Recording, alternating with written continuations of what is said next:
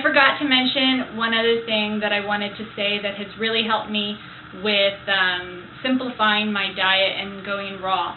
Is the one thing that I do is I definitely keep my meals very simple. Like, you'll notice that I just had some watermelon, or I had a tomato, or I had carrot, or I had, something really, figs, nothing really complicated. I mean, gosh, it was just straight as it was.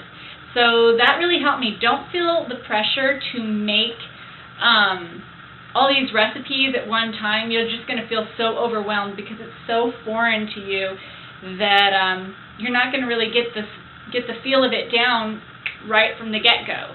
And you might end up tossing half the food because you're just not accustomed to it, or it really just doesn't taste good. It's just not a good recipe.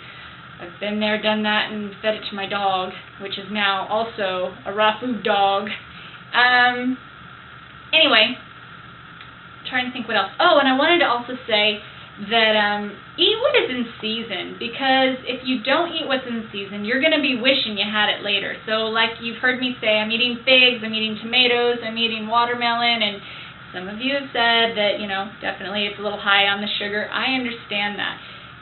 But on the other hand, get the things in that aren't available in the winter time.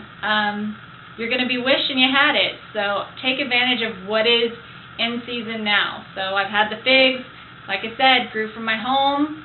The watermelon grew down the street, and taking advantage of that, because you're not going to have it later in the year. So enjoy it now, and enjoy it just as it is in its simple, natural state.